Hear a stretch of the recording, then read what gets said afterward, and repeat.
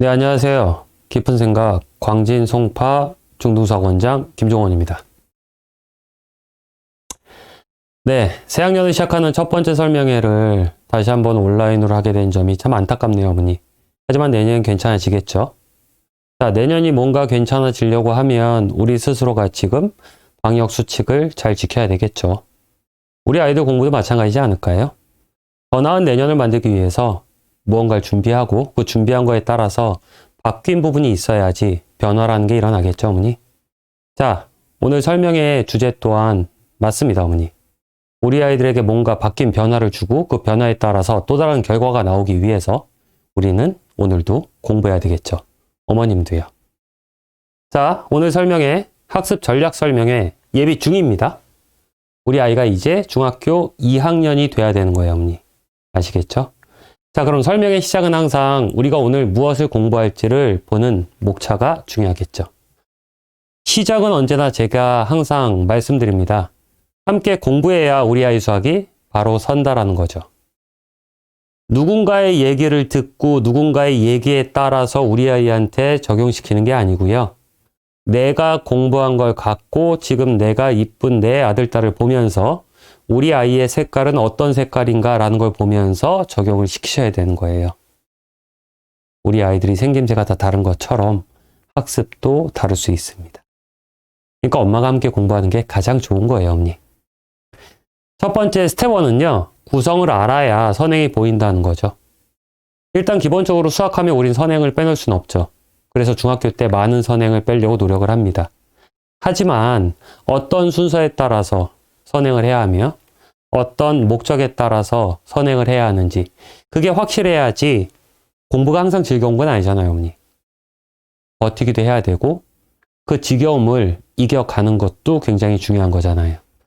그래서 중등수학과 중고등수학의 연계성을 보시고요. 그래야지 학습 순서를 명확히 잡으십니다. 그 다음에 2015 개정 교육과정이 어떻게 되는지를 아시고 우리 아이가 왜 지금 미리 공부하느냐, 좋은 대학 가려고요, 선생님. 우리 아이의 꿈을 키워주려고요. 그러면 그거 어떻게 가야 되는지 정확히 아셔야지 학습 목적이 잡힌다는 거예요. 이해되셨나요? 자, 그 다음에 잠시만요. 네, 제가 전자칠판이라 네. 그 다음에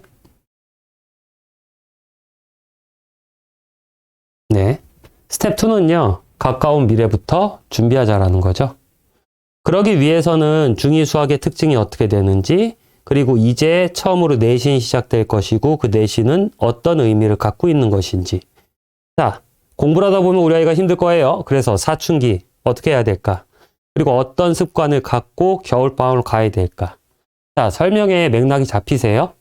미래를 준비하면서 공부를 한다고요. 그래서 미래부터 오는 거죠. 그래서 왜 우리가 그렇게 하느냐? 그러면 점점 저한테 가까워 오는 미래가 있습니다. 그 미래에 지금 당장 난 무엇을 준비할 것이냐? 그걸 보신다는 거죠. 자, 그리고 마지막은 항상 잘 보이시나요? 깊은 생각을 하면서 어떻게 할지를 또 고민하시는 거죠. 이렇게 구성을 해서 진행하도록 하겠습니다.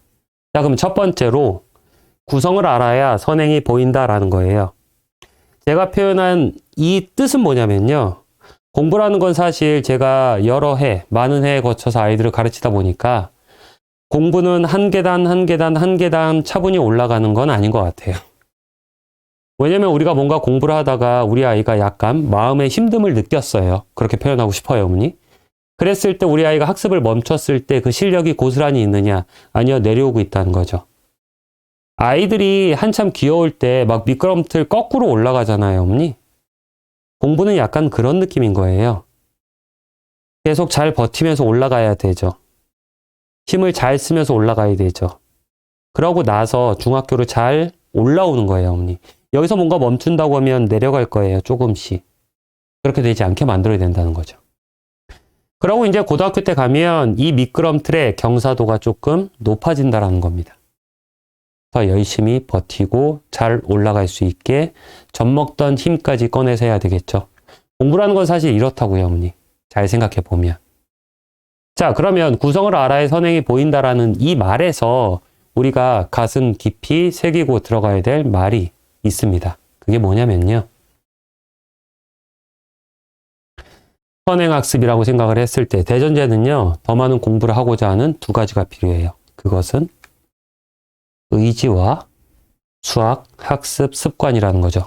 공부가 너무 즐거워서 해피한 아이들 있을 수 있어요, 어머니. 집에 와서 막 이러죠. 엄마, 오늘 학원에서 굉장히 새로운 걸 배웠는데 가슴이 떨렸어. 빨리 내일이 왔으면 좋겠는데 어떡하지? 하지만 내가 할 수 있는 건 복습밖에 없으니까 지금 열심히 복습할게. 이럴 수도 있어요. 근데 대부분 공부하는 게 아주 좋은 건 아니잖아요. 근데 제가 아까 왜 미끄럼틀의 표현을 썼냐면요. 지금 당장 하기 싫어도 그 지루함과 싸우며 나의 꿈, 나의 미래를 위하여 하루를 열심히 살아가기 위해서 좋아하는 게 아니고 의지가 필요한 거예요, 어머니. 내가 지금 이 순간의 지겨움을 넘어갈 수 있는 의지. 그리고 그렇다는 건 내가 원래 정해진 패턴대로 나의 루틴처럼 하루가 돌아가는 것처럼 습관이 잘 잡혀 있어야 된다는 거죠. 이게 사실은 선행 공부를 할 때 대전제 조건이에요. 이게 잘 마련되어 있지 않다고 하면 아무리 진도를 많이 나간다고 해도 당연히 우리 아이들은 계속 까먹어요. 구멍이 생길 거고요. 제대로 공부해도 까먹어요, 어머니. 그건 인간이 갖고 있는 보편적인 거예요. 그 부분도 이따 뒤에 설명을 드릴 거예요. 어찌됐건 선행학습의 대전제는 더 많은 공부를 하고자 하는 의지와 수학, 학습, 습관이다. 진짜 의지가 없다고 하면 습관이라도 잘 잡혀 있으면 돼요, 어머니. 이걸 먼저 기억하십니다. 자, 그러면 저기에 있는 미래를 이제 땡겨 볼게요. 우리 아이들이 중학교 때 이제 이런 것들을 배우게 된다고요. 근데 실제로 고등선행만을 많이 생각하시는 경우가 있어요, 어머니. 중학교 선행도 우리 아이들이 힘들게 잘 왔고요. 중학교 선행 속에서 어떤 부분이 힘들었는지 또는 아직 나가지 않았다고 하면 어떤 부분을 힘들어 할지를 예측해 보시는 거예요. 자, 그게 뭐냐? 첫 번째로요. 중학교 때 1학년 때는 우리 아이들이 이만큼 어려워해요. 자, 문자와 시간에 1차 방정식, 1차 방식 활용이 있고요. 좌표 평면과 그래프라는 게 교육과정이 바뀌면서 함수의 정의만 쓰지 않을 뿐 반비례 함수와 정비례 함수에 들어갔던 거예요. 그리고 평가가 일어나지 않았죠. 맞죠? 그렇기 때문에 우리 아이가 어려움을 느끼지 못할 수도 있어요, 어머니. 하지만 저거는 평가 요소가 굉장히 강했던 과거에는 우리 아이들이 첫 번째 중학교 오면서 제일 어려워하는 부분이에요. 중학교 2학년 때는요, 작도와 합동, 평면 도형, 입체 도형을 어려워해요. 작도와 합동 같은 경우는 수학 기하 파트, 도형이 기하 파트예요. 그리고 수가 대수 파트라고 합니다. 도형 파트에서 굉장히 중요한 건데 대충 하고 넘어가는 경우도 많아요. 어찌됐든 제대로 평가가 일어났다고 하면 이 부분을 많이 어려워했을 거예요. 과거에 저희가 내신 대비할 때 아이들이 어려워하는 단원이니까요. 이제 2학년이 될 거군요. 그럼 2학년 때 어떤 부분을 어려워할까요? 일단 2학년 1학기 땐 유리수와 순환소수, 시계계산, 1차 부등식, 연립방정식, 1차 함수를 배웁니다. 근데 중요한 건 뭐냐? 대한민국 수학이 커리큘럼 자체가 나쁘지 않아요. 수학이 대부분 이렇게 구성돼요. 수를 확장하고요. 수의 계산을 배우고요.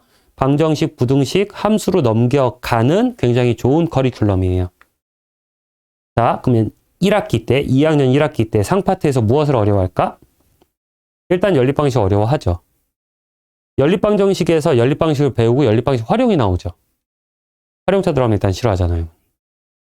그 다음에 1차 함수를 어려워합니다. 굉장히 많이 어려워하죠. 함수 정의 자체도 낯설고 함수라는 걸 어려워하는데 그 팁을 잠깐 드리면요. 함수는 무조건 계산하는 단원이 아니에요. 이때 배우게 되는데 기본 도형이 점선면으로 구성이 됩니다. 점을 하나 찍어도 그건 도형인 거죠. 함수를 도형으로 보면서 해석할 걸 최대한 먼저 해석한 다음에 계산을 뒤로 밀어놔야 돼요. 근데 대부분 함수는 계산하는 파트로 알아요, 아이들이. 깁생은 그렇게 가르치진 않아요. 그래서 함수를 많이 어려워하는 경향도 있습니다. 근데 이 두 가지를 어려워하는데요. 만약에 지역에 따라서 편차가 나기도 해요. 유리수와 순환소수, 지역에 따라서 내신 얘기를 잠깐 해보면 시험 문제가 굉장히 어렵게 나오거나 쉽게 나오거나 그 편차는 존재해요. 각 단원별로 다. 시계 계산도 지역에 따라서 굉장히 쉽다라고 느낄 수 있겠지만 평가에 따라서 굉장히 어렵구나라는 것도 느끼기도 해요. 근데 지역에 따른 편차를 없애려면 왜 지역에 대한 편차를 없애야 돼요? 공부를 진행하면 진행할수록 우리 아이들은 깊은 사고를 하길 원하면서 발전하길 원하잖아요. 그랬을 때는 매 단원에서 정확히 어떤 부분에 심화까지가 들어가는지를 봐야 된다는 거예요. 여기까지 이해되셨나요? 2학년 2학기로 오면요. 어떤 부분을 어려워할까요? 일단 도형의 닮음은 언제든 어려워해요. 그 다음에 경우의 수가 원래 어려워요, 어머니. 이것도 지역 편차가 되게 심해요. 예를 들어서 뭐 송파, 광진, 대치 쪽을 다 아울러서 보면 대치나 송파권역 같은 경우는 경우의 수 문제가 생각보다 굉장히 어렵게 나와요. 근데 광진 지역을 보면 경우의 수 문제가 쉽게 출제되는 편이에요. 그러면 송파, 대치나 서초 쪽 애들을 보면 경우의 수 애들이 겁을 먹고 공부를 열심히 한다고요. 근데 광진 같은 경우 막 기출 풀렸더니 선생님 저희 학교 이런 문제 안 나와요. 라고 하면서 약간 등한시해서 공부를 한다고 쳐요. 그러면 학교에서 평가의 힘을 어디다 쏟느냐에 따라서 우리 아이의 수학 완성도가 결정이 될 수도 있는 부분. 그 요소로 작용을 한다라는 거죠. 그렇기 때문에 공부를 할 때는 대부분 다 할 수 있는 한 최대한 열심히 하고 모두 다의 평가를 종합적으로 갔을 때는 이런 부분들을 어려워한다고요. 이해되셨나요? 자, 중3으로 넘어오면요. 이건 아시죠? 제곱근과 실수를 제일 먼저 어려워해요. 루트 2가 왜 숫자죠? 그건 분명히 우리가 알고 있는 숫자가 아닌데 뭔가 이상한, 이상학적인 문자 같은데 맞습니다. 그거를 일단 적응시키는데 굉장히 시간이 오래 걸리죠. 자, 그 다음에 당연히 방정식 어려워하겠죠. 그리고 이참수 어려워합니다. 교육과정이 바뀌면서 원래 중3의 꽃 시작은 피타고라스의 정리였어요. 왜냐하면 무리수 다음에 배워야지 다양한 평면, 입체, 기본적인 걸 다 배우게 되거든요. 교육과정이 바뀌면서 피타고라스가 일로 넘어갔어요. 그러면서 피타고라스가 반토막 정도가 아니고 바보가 됐어요. 그래서 우리 아이들은 피타고라스를 거의 모르는 세대라고 봐도 무방해요. 그래서 깊은 생각에서는 할 수 있는 한 이 피타고라스의 정리를 어딘가에 다 끄집어 넣어서 다 해요, 저희는. 근데 시중 문제집은 안 해요, 아예. 저희는 수학을 집요하게 좋아하는 사람이고 우리 아이가 어떤 상황에 노출이 되더라도 당황하지 않았으면 해서 우리는 어디든지 다 껴요.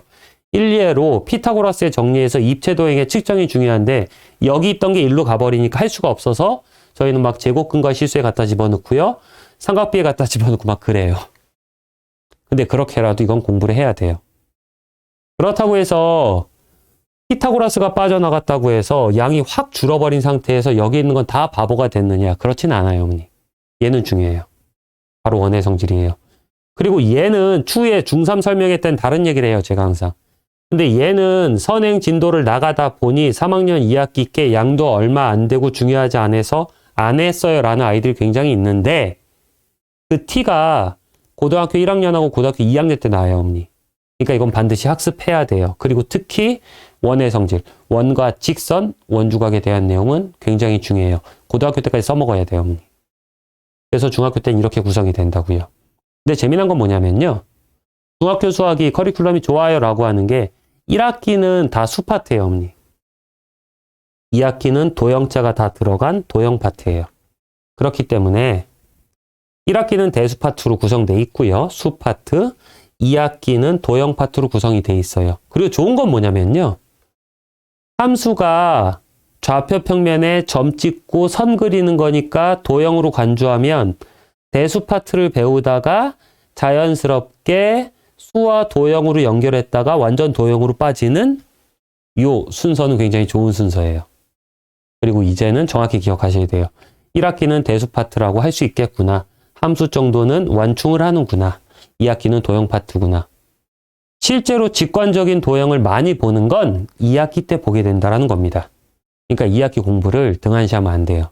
고등수학에선 도형 안 보잖아요. 도형 나와요, 어머니. 도형 공부를 안 하는 애들이 특히 그걸 어려워하고요. 그렇게 만들면 안 된다고요. 중학교 때부터. 자, 그럼 이렇게 배워서 이제 우리가 그렇게 궁금해하는 선행은 어떻게 될까요? 자, 고등학교 1학년 때 과목은 과목명이 수학이에요. 그래서 대부분 1, 2학기 합본으로 나오고요. 이 안에는 다항식, 방정식과 부등식, 도형의 방정식, 집합과 명제, 함수와 그래프, 경우의 수로 구성이 돼 있어요. 이거 바뀐 교육과정이에요, 어머니. 혹시 형제가 있다고 하면 이 이름 자체도 생소하실 수 있어요. 따로 기억하셔야 돼요. 제가 이 전전 설명회까지만 해도 작년에 2009 개정 교육과정하고 2015 개정 교육과정을 함께 비교해 드렸어요. 근데 이제는 텀이 완전히 넘어가는 부분이기 때문에 2009 개정 교육과정은 설명에서 뺐어요, 어머니. 혹시 형제가 있다고 하면 헷갈리시면 안 돼요. 자, 그럼 고등학교 때 이렇게 배우는데 고등학교 때 배우는 단원을 보니까 선생님 뭐 5개고요. 여기도 5개네요. 비슷하네요. 근데 저 안에 들어가는 이런 중단원들을 비교했을 때 여기에 들어가는 중단원들이 훨씬 더 내용이 많아요, 어머니.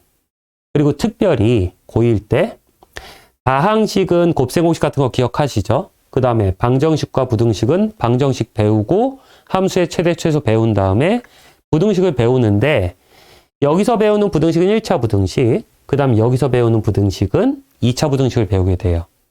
그리고 도형 파트로 넘겨서 도형의 방정식이 다시 등장해요. 근데 여기서 바라보는 도형의 방정식은 뭐냐면 중학교 때 직관적인 도형이랑은 달라요. 이 도형들은 문제에 보면 그림이 있고요. 그 다음에 변의 길이나 각도 등등이 나와요. 그러면 실제로 증명, 수학에서 말하는 증명은요. 순서가 명확히 이래요. 가정, 결론, 그 다음 증명이에요. 근데 우리 아이들이 문제를 풀 때 직관적으로 푼다는 말을 해요. 도형에서.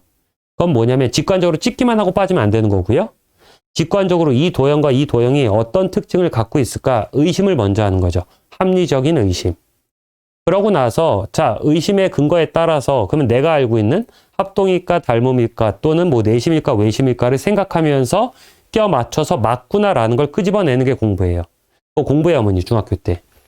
그럼 이때 보는 건 뭐냐면 그림 자체에 도형이 없는 경우가 많아요. 지가 그려야 돼요. 그렇기 때문에 해석기하기라고도 많이 표현을 해요. 그림부터가 없기 때문에 그림을 잘못 그려놓으면 위치관계가 틀어져서 문제를 완전히 잘못 풀게 돼요. 그러니까 애들이 굉장히 어려워하죠. 그리고 집합과 명제 기억하시죠? 과거에는 집합이 중1 때도 있었고 고1 때도 있었어요, 어머니. 근데 그게 해가 거듭할수록 아이들의 학습을 줄여준다라고 하면서 밀리다 고등학교 1학년 첫 번째에서 빠져서 이제 고등학교 1학년 2학기에 첫 번째 정도가 돼버린 거예요. 그 집합이에요. 그리고 명제라는 거 굉장히 중요하고요. 나중에 좀 정답률이 낮은 고등학교 문제를 봐도 저 명제 파트에 관련된 문제도 많아요. 그 다음에 함수와 그래프를 배워요. 함수라는 걸 가만히 보면 좌표 평면과 그래프에서 함수를 배우고 1차 함수도 배웠고 2차 함수도 배웠죠. 그런데 여기서 보는 함수는 앞에 거는 당연히 기본 지식으로 다 갖고 와야 되고 여기서 함수의 새로운 정의들을 배우고요. 여러 가지 함수에 뭐 상수함수나 1대1 대응이나 1대1 함수 배우고요. 그 다음에 여기서 합성함수와 역함수를 배워요. 서로 다른 또는 같은 함수를 잘 버무려서 새로운 함수를 만든다. 그 다음에 유리함수와 무리함수를 배워요. 그러면 실제로 여기서 배웠던 함수들은 앞에서 배웠던 함수들과 많이 낯설죠. 그래서 더더욱 어려워하죠. 그래서 이 두 가지 정도를 굉장히 어려워한다고요. 자, 그러면은 이 두 가지, 그럼 나머지는 어렵지 않습니까? 여기서도 똑같아요. 지역별로, 지역 학교에 따라서 난이도가 다르게 출제가 되기 때문에 제대로 된 공부를 하려고 하면 한 단원들의 공부를 열심히 해놔야 돼요. 자, 그러면 그 중에서 이제 중고등 수학의 연계성을 잡아볼 거예요. 왜냐? 공부라는 게 앞에 거를 공부하고 나면 이걸 갖고 일로 넘어오는 게 당연하잖아요. 혹시 그거 아세요, 어머니? 초등학교 때는 아이들 공부 많이 봐주시니까 초등학교 때 배웠던 역사적인 사건에서 연도나 역사적인 인물 등등이 있잖아요. 그거 중고등학교 때 고스란히 이어져요. 그래서 가끔 이제 역사 관련해서 기억력 좋은 애들은요. 그거 외우는 거 되게 쉬워하는 이유가 그래서 그래요, 어머니. 왜냐면 그것들이 다 큰 틀에서 반복이 돼요. 근데 수학도 마찬가지인데 수학은 사실은 그렇게 이제 좀 역사적인 사건에 따라서 뭔가를 기억하는 것보다는 종합적인 사고를 하기 때문에 여기에 있는 게 일로 와야 된다고요. 그러면 그중 하나인 도형의 방정식이 어렵다고 제가 표현을 드렸죠. 그럼 이 안에 무엇이 있냐면요. 바로 점과 좌표, 직선의 방정식, 원의 방정식, 도형의 이동이 있어요. 이 하나들의 단원을 보면요. 학원 수업에서 보면 점과 좌표 이틀에서 2번에서 3번 수업, 직선의 방정식 한 3번 수업, 원의 방정식 한 3, 4번 수업, 도형의 이동 2번 수업 정도 잡거든요. 그러면은 또 이 안에 중단원 보니까 이 안에서 뭔가 이렇게 들어가는 놈하고 매치가 되기 시작하죠. 그러니까 양이 많아지는 건 사실 맞는 거예요. 그리고 일례로 이 점과 좌표를 잘 하려고 하면요. 이 점과 좌표의 시작은 이미 이때 돼 있어요. 정수와 유리수. 기억하세요. 아이들 중학교 1학년 때 문제 보면요. 수직선 나오고 좌표평면 말고 수직선이요. A하고 B 사이의 거리가 나오고 얘를 2대 1로 분할하는 점 P의 좌표를 구하세요. 사실은 그게 점과 좌표에서 나오는 내분점이라는 거거든요. 근데 그거에 대해서 명확히 하면서 공식화시키는 거죠. 그리고 닮음에서 배웠던 무게중심이나 등등을 다 여기서 다시 한번 다루게 돼요. 그러면 점과 좌표를 하나 하면서도 도형의 닮음에서 배웠던 모든 것들이 다 나와요. 그러면 그때 가서 야, 중학교 2학년 때 무게중심 파트에서 무게중심의 성질이 뭐지? 세 중선의 교점이에요. 무게중심은 중선을 2대1로 내분합니다. 넓이를 6등분하고요. 그래서 넓이의 중심이라고도 합니다. 등등 하고 애들이 기억나는 걸 얘기해야 되는데 공부를 제대로 하지 않으면 기억나지가 않으니까 당황스럽기 시작하는 거예요. 왜일까요? 왜 이런 일은 발생하는 걸까요? 제대로 공부한다고 해도 발생할 수 있어요. 선생님, 제대로 공부한다고 해도 근데 왜 손이 이렇게 가세요? 자, 일반적으로 우리가 공부를 잡아보면요. 순서가 순방향과 역방향이 존재합니다. 중등에서 고등으로 순서를 잡아낼 수도 있고요. 고등에서 중등으로 순서를 잡아낼 수 있겠죠. 근데 사실 그건 정확히 아셔야 돼요. 공부의 순서는요. 중등에서 고등으로 정확히 잡아놓으셔야 돼요. 얘는 아니라는 거예요, 어머니. 그리고 학습 순서는요. 중등 심화 완성 후에 고등으로 가시는 거예요. 아까 얘기했던 것처럼 이 점과 좌표 하나를 알면 이 앞에 있는 내용을 다 알까요? 아니요. 공부를 그렇게 하라고 교과서를 만들어주고 공부가 다 된 후에 대입이란 걸 보는 게 아니에요, 어머니. 점과 좌표 하나를 하기 위해서 이 앞에 공부가 철저히 돼야지만 넘어올 수 있는 거죠. 그리고 나중에 고등학교 기출은요. 중학교 심화에 나왔던 문제가 많이 연동이 돼요. 실제로 중학교 심화 문제, 학교 기출 중에서도 아까 말씀드린 것처럼 뭐 강남구나 송파구 같은 데서는 고등학교 때 보여지는 문제를 차용하기도 해요, 가끔. 중학교 거기 때문에. 항상 그래서 거꾸로 공부시키면 안 되는 거예요. 그러니까 우리 아이들이 힘들어하죠. 이거 하나만 봐도 이만큼인데요, 어머니. 자, 다시 한번. 학습 순서는요. 중등 거 마무리하고 심화까지 완성한 다음에 고등으로 오시면 돼요. 자, 그러면 이제 이렇게 고1을 배운다고요. 아직 이제 2학년에 가지만 그래도 이제는 슬슬 고등학교 때 무엇을 하는지를 좀 아실 부분까지는 아셔야 돼요. 제가 그렇다고 막 대입 설명회처럼 막 그렇게 하진 않아요, 어머니. 막 거기서 나오는 막 어려운 용어 쓰면서 그래도 이 정도는 알아야 된다. 자, 고등학교 때 이제 1학년이 지나고 나면요. 2학년, 3학년 때 일반 선택이라는 과목들이 있어요. 근데 수학원, 수학2가 보이는데 대부분 얘네들은 고2 때 배워요, 어머니. 고2 때. 여기를 이제 짚어본다고 해도 지수함수와 로그함수를 배우는데 저 지수함수와 로그함수를 배운 것도 어렵지만 지수라는 무리수와 로그라는 무리수를 저때 처음 배운다고 애들이. 기억하시나요? 로그 2, 상용 로그, 아니면 미시 2인 로그 2의 3 이런 거 기억하시죠? 세제곱근이 3번 곱해서 2가 되는 양수 이런 거. 루트도 어려웠는데 2번 곱해서 2가 되는 거 찾는 거 어려웠는데 이제 3번 곱한 거 찾으래요. 그 수의 낯설음의 상태에서 함수까지 가면 많이 어려워하는 건 사실이에요.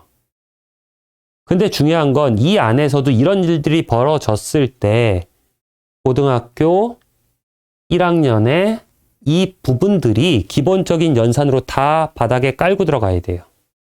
여기에는 심화를 물을 수도 있고요. 그렇기 때문에 더더욱 뒤에 걸 하려고 해도 얘가 확실해야 돼요. 얘를 하려고 하면 중등이 확실해야 된다는 거죠. 자, 그래서 고등학교 2학년 때 이렇게 배우고요. 기억하시잖아요, 어머니. 삼각함수. 그 다음에 승합함수 막 기억하시죠? 막 사인 법칙, 코사인 법칙. 그때는 제1 코사인 법칙, 제2 코사인 법칙 이랬을 거고요. 그 다음에 수열을 배우게 된다고요. 낯설음의 연속. 그러니까 난 굉장히 새로운 수학을 하면서 모든 걸 다 외워야 될 것 같은 이 느낌. 어렵죠. 가뜩이나 어려운데 앞에 것까지 엉켜 있으면 더 어렵다는 거예요. 수투에 들어오면 사실은 다항 함수의 미적분이 시작된다고요. 첫 번째 함수의 극한과 연속에서 우리 아이들은 막 또 어려움을 토론하기 시작해요. 이거는 갑자기 뭐야? 이미 도달했거나 도달하고 싶은 목표값이라고? 갑자기? 근데 함수값은 아닌데? 함수값이랑 같아질 수도 있대 막. 이런 고민들을 하는 시점이라고요. 그래서 이제 고등학교 2학년 때 대부분 수학 1, 수학 2를 배워요. 그리고 일반 선택 과목에서 미적과 미적분과 확률과 통계가 있고요. 자, 근데 그럼 고등학교 이제 2학년, 3학년 왜 정확히 구별을 짓지 이렇게 쓰셨어요? 이제 이 정도는 아셔야 돼요. 일반적으로 고등학교 2학년 때 수학 1, 수학 2는 할 거고요, 어머니. 그 다음에는 선택 과목의 시대가 열렸잖아요. 그래서 우리는 어딘가 들었어요. 문이과 폐지됐고 통합이래. 자, 제가 지금 이렇게 엮어놨는데 고등학교 2학년 때 선택 과목이 하나 들어갈지 아닐지는 학교마다 달라요, 어머니. 다만 얘네들은 일반 선택. 당연히 수학 2가 가만히 보니 미분 적분이 들어갔고 미적분이 미분 적분이 들어갈까 연속적이구나. 확률과 통계는 언젠가 들은 적 있어. 확통이라고 해서 문과의 전유물이었는데 아 얘가 선택 과목이구나. 이해되셨나요? 근데 쟤는 일반 선택이래. 근데 얘는 진로 선택이래. 원래 계열이 다른 거예요. 지금은 안 하지만 여기까지는 고등학교 때 상대평가예요. 근데 진로 선택은 아이들이 듣는 거에 따라서 절대평가가 일어난다고. 그러니까 완전 계열이 다른 거예요. 근데 왜 노란색이냐? 일단 언제 선택할지 모르니까 2학년 때 선택하거나 3학년 때 선택할 수 있다. 학교에 따라서 간다. 라는 정도로 기억해 주시면 되고요. 두 번째, 얘네가 수능에서 소위 얘기하는 바로 선택 과목 3개 중에 하나예요. 뭐 다른 에피소드가 있긴 한데 그런 거는 이제 그만하고요. 그러면 수능 선택 과목이구나 정도로 정확히 기억하셔야 돼요, 이제. 우리 아이들이 이렇게 시험을 볼 거라서요. 일단 교육부에서 얘기하는 문이과 폐지가 선택의 다양성을 존중할 수 있게 만들어놔서 그런 거예요. 첫 번째, 국어. 원래는 가형, 나형 이렇게 있었죠. 그래서 그게 문과, 이과 이렇게 우리가 갈라서 보고 했잖아요. 근데 이제 어떻게 되냐? 상대평가고요, 평가 자체가. 왜냐면 영어, 한국사, 제2외국어, 한문은 절대평가예요. 그리고 한문 같은 경우는 2022년 절대평가예요. 자, 국어 상대평가고요. 공통은 독서와 문학을 보고요. 선택 과목, 화법과 작문, 언어와 매체. 제일 궁금한 게 언어와 매체죠. 쉬울 것 같고 뭔가 느낌이 이상하니까. 어찌 됐던 2개 중에 하나 선택을 해요. 전 수학 선생이니까 이제 수학으로 올게요. 상대평가이고요. 공통으로 수학 1, 수학 2를 보는데 22문항이에요. 전체 30문항 중에서. 그리고 얘가 74점이 배점이 된다고요, 어머니. 그 다음에 선택, 확률과 통계, 미적, 분, 기하 중에서 택 1이에요. 2개 선택하면 안 돼요. 하나예요. 그렇게 해서 8문항 26점으로 배점이 들어가 있어요. 그러니까 공통이 존재하고 선택 과목이 존재하니까 이 중에서 네가 뭘 선택하던 네가 학교에서 이미 가르고 온 게 아니고 네가 시험 볼 때 갈라 이런 뉘앙스죠. 맞아요. 과거에는 예를 들어서 이과과 본다고 하면 수학 1에 확통과 미적 봤다고요. 그러면 수학 2는 왜 꼈냐? 어차피 미적 본다고 하면 수학 더 알아야 되는 거잖아요. 이과 그랬다고요. 근데 이젠 선택을 주는 거죠. 2021에. 자, 탐구도 변화가 있죠. 그래서 원래는 문과 애들이 문과 계열 학교를 가려고 하면 사회 9과목 중에서 2과목을 선택을 해요, 어머니. 근데 이과는 과학 8과목 중에서 1, 2에서 8이에요. 2과목을 선택한다고요. 자, 우리 아이들부터는 하고 싶은 대로 해. 예를 들어서 사회 하나, 사탐 하나, 과탐 하나가 된다고요, 이게. 그러니까 이제 문이과 폐지라고 당당하게 외치는 거죠. 근데 이건 이제 후에 좀 더 정확히 말씀을 드릴 건데, 그러면 얘네들 때문에 그렇거든요.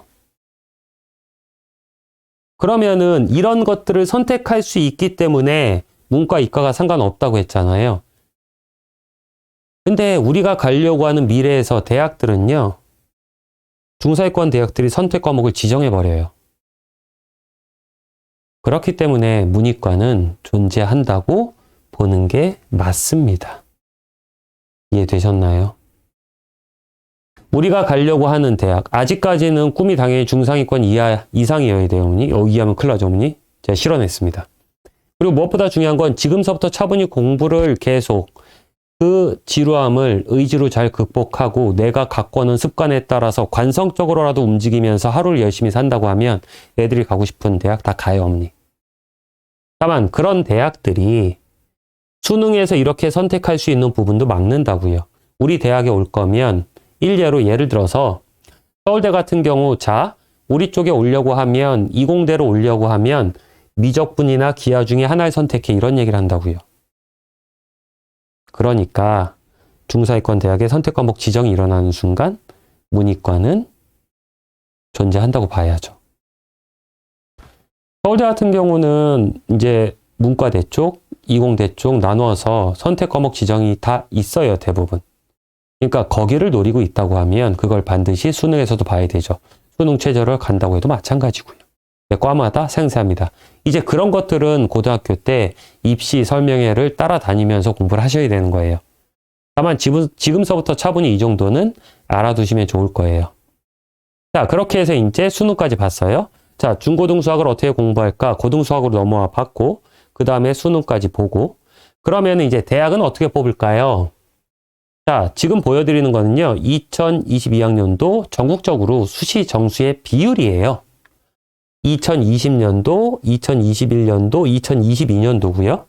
비율을 보니까 현저하게 77대 22, 76대 23, 75대 24인데 노란색이 수시, 파란색이 정시라고요. 그러면 이게 일단 표면적으로 보면 75대 24 정도로 보여요. 표면적으로는. 근데 입시가 다 끝나고 나면 대부분 7대 3 정도의 비율로 수시 정시가 갈린다고요. 왜요? 이제 그거 좀만 이따 설명을 드릴게요. 근데 전국적인 비율이 이렇고요. 실제로 아직까지 우리가 꿈꾸고 있는 대학, 이제 서울 소재 상위권 21개 대학들을 보면 수시 정시의 비율이 서영고, 서성한이라 쓴 거 이거 뭔지 아시죠? 서울에 있으니까 서울대, 신촌에 있는 연대, 한남동 고대 이런 거죠. 그죠? 우리 아이들이 갈 학교예요, 어머니. 전국 비율하고 다르다고요. 그리고 실제로 이건 이제 이 전에 발표된 거랑 바뀐 데이터로 적용이 됐어요. 왜냐? 교육부의 권고사항이 아까와 다르게 야, 니네 너무 학종하면서 수시가 심한 거 아니야? 정시 비율도 올려라고 해서 2022 때 이렇게 됐던 비율, 그럼 이게 7대 3 정도 됐거든요. 그러면 실제로 이게 입시가 다 끝나고 나면 7대 3이면 6대 4나 65대 45 정도, 35 정도 된다고요, 원래. 근데 이제는 발표 자체가 6대 4예요. 6대 4라고요. 그러니까 정시가 확대됐죠. 근데 실제로 따지면 비율은요, 적어도 55대 45예요. 왜냐? 지금 교육부 권고사항에 따라서 정시 비율이 확대가 됐고, 그 다음에 원래 수시 비율을 이렇게 높게 잡아놓는 이유가 어차피 수시에서 다 못 뽑거든요. 그러고 나면 수시에 2월 되는 인원이 있어요. 보통 수시 2월에 막 연대도 보면 4% 이상 막 그렇거든요. 그러면 한 5에서 7% 정도 준다고 하면 적어도 수시가 55%, 정시가 45% 된다고요. 정시 확대와 수시 2월까지 따지면. 그래서 항상 이 데이터만 그냥 믿으시면 안 돼요. 숨은 데이터가 있어요. 자, 그러면 대학을 가는 방법. 수시와 정시군요. 그리고 수시가 너무 강할 때 오히려 별로예요. 지역적인 편차도 생기고 때문에. 근데 이제는 보면 수시 55, 정시 45 정도면 거의 5대 5예요, 이제. 이거 굉장히 할만하다는 거죠. 자, 그래서 학습 목적은 대입 중에서 무엇이 먼저 다가오느냐? 수시가 먼저 다가온다는 거죠. 그러면 수시를 조금 생각해 보자고요. 수시라는 걸 생각하면 좀 더 가깝게 땡겨와봐. 그러면 수시하면 내신이죠. 그래서 수시의 시작은 우리 아이들이 공부하고 2년 후 고1 내신이라는 거예요. 근데 여기서 중요점? 형제가 있다고 하면 이 말이 뭔지 더 와 닿으실 텐데 고2까지 함께 시험 본다는 거예요. 이 뜻이 뭐냐면 과거에는 문과 최상위권들이 이런 얘기를 많이 했어요. 1학년 때까지 수학 점수 잘 받으면 돼. 그래서 실제로 문과 최상위권들이 1학년 때 수학 공부하는 시간이 많아요. 2학년 넘어가면서 수학 공부 시간이 확 준다고요. 왜냐? 문과 최상위권과 이과 최상위권이 붙고 있었거든요. 근데 문이과가 갈리면서 그게 딱 갈린다고요. 그러니까 문과 애들 입장에서는 한시름 놓는 거죠. 근데 이제 그런 건 없어요. 그리고 일례로 상위권 대학들은요, 문과라고 해도 이제 수학에 관련돼서 높은 차등 비율을 적용하는 경우는 많아요. 그러니까 최상위권이 상위권 대학들 이상을 가려고 할 때 수학은 놓을 수 없겠죠. 근데 고기까지 함께 시험 본다고요. 상대평가로 계속 평가가 함께 일어나는 거죠. 아, 피해갈 곳은 없다라는 거예요. 근데 잘 기억해보세요. 좀 더 땡겨와봐요. 좀 더 가깝게. 그러면 고1 내신에서 수포자가 발생할 수도 있는 거예요. 왜냐? 일단 수포자가 발생한다는 게 우리가 대학을 가는 방법에서 보면 수학을 빼고도 갈 수도 있잖아요, 어머니. 차라리 나는 수학 점수가 많이 깔렸네? 그럼 얘를 뺄 수도 있다고요. 근데 우리가 아는 대학들은 수학을 뺄 수는 거의 없다고요. 우리가 소위 아는 이름 있는 대학들은. 자, 그래서 이걸 기억하셔야 돼요. 우리가 목표로 삼아야 될 건 뭐냐면 선행을 나가더라도 진도의 문제가 아니라고요. 얼마만큼 얘를 잘 해놓느냐. 왜냐면 진짜 나중에 최상위권이 된다라는 뜻은 고등학교 1학년 내신 1등급이 최상위권일 거죠. 그 학교에서. 그리고 수능 잘 보는 게 최상위권이죠. 일단 수시를 생각하면 내신이 있고 수능을 생각하면 아까 봤던 그런 시험들을 볼 거고 선택 과목까지. 그렇다고 하면 일단 5대 5 정도로 본다고 하면 둘 다 잡아야 되면 제일 가까운 건 이거죠. 절대 선행 진도가 아니라는 거죠. 그래서 깁센커리에는 언제나 상위 레벨도 고등학교 1학년 걸 연초에 계속 치고 들어가요. 왜? 어차피 얘네가 첫 번째 시험을 볼 거니까. 그리고 중요한 사실이 있어요, 어머니. 첫 번째 시험을 봤을 때 우리 아이들은 자리 싸움을 해요. 그러면 자리 싸움에서 좋은 자리, 즉 1등급을 차지하고 있는 게 좋을까요? 아직은 도전할 의지가 많은 등급을 차지하고 있는 게 좋을까요? 그 정답은 아시잖아요. 포커스 자체를 얘를 완벽히 한 다음에 다음으로 넘어가시는 거죠. 이게 제대로 된 선행 진도를 타는 방법이에요. 자, 근데 수시만 생각할 순 없죠. 이제 정시도 45% 아니면 50%를 차지하니까. 정시까지는 장기 계획을 세우시는 거예요. 근데 이제 이 정도는 설명을 드릴게요. 2009 교육과정에 비해서 2015 교육과정, 우리 아이들이 해당되는 교육과정인데 얘네들의 교육과정 내용 자체는 2009에 비해서 평가되는 거 양 자체가 확 줄었어요. 선택 과목으로 다 빠지면서. 과거에는 이과 진도라는 그 말이 무서울 때가 있었거든요. 근데 실제로 그때 또 최상위권, 어떤 아이는 선행 진도를 빼서 잘할 수도 있겠죠. 근데 깁생에서 잘하고 막 나중에 중학교 거쳐, 고등학교 거쳐 막 의대 가는 제 제자들도 마찬가지고. 그 아이들 보면 중학교 때 엄청나게 막 3번 이상 뺑뺑이 돌린 애들이 아니라고요. 그때도 아니었어요. 지금은 더더욱 아니죠. 교육과정 바뀌면서 평가가 바뀌면서 학습량이 많이 감소했죠. 일단 제도적으로 시험 보는 방법론에선 문이과 폐지를 해놨으니까. 자, 그렇기 때문에 심화가 변별력의 핵심이라는 거죠. 그건 당연한 얘기겠죠. 그렇다고 하면 지금서부터 심화 완성을 잘 시켜야 되는데 그 방법은 2가지예요. 중학교 때부터 심화 문제를 해결하는 그 치열한 그 숨막히는 시간 속에서 내가 쓸 수 있는 무기가 무엇인지를 자꾸 찾아내는 그 연습이 필요하다고요. 자기가 심화를 도전하는 시간도 많이 필요하다고요. 그래서 완성을 해야지 차분히 서로 다른 문제이겠지만 그 심화 문제를 도전해서 잡아가는 과정은 똑같다고요. 이걸 끌어내려서 얘네를 조합해서 종합적으로 이제 바라보면서 해결하는 것. 그렇기 때문에 중등에서 고등으로 연계성이 강화된 6년의 계획을 수립하세요. 얘를 한다고 해서 갑자기 중등께 다 되는 일은 절대 없다고요, 형님. 이해되셨나요? 이렇게 이제 중학교 2학년을 맞이해야 돼요. 선행이라는 관점에서 볼 때. 그럼 그걸 정리해 볼게요.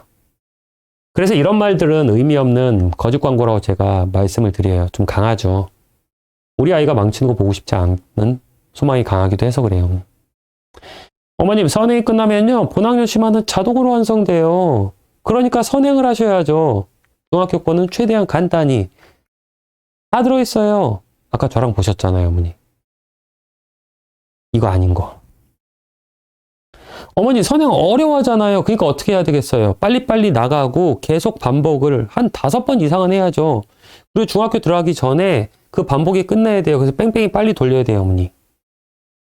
이제 이 말 자체는 좀 지워주셔도 되지 않을까요?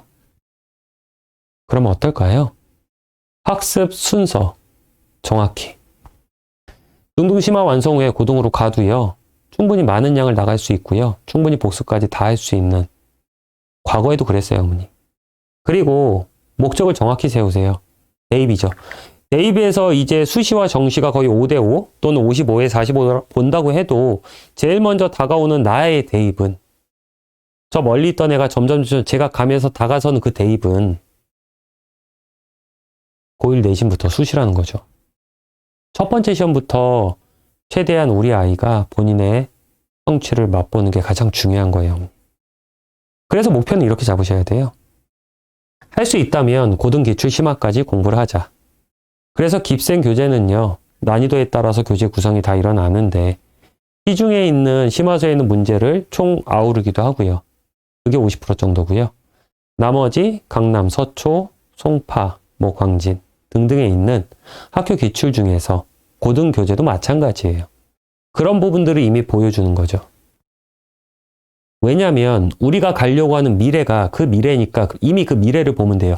시중 문제지만 이것저것 다 본다고 해서 그 미래가 가까워지는 건 아니에요. 실제로 시중 문제집에 존재하는 문제들로 시험 문제가 나오는 경우 많고요.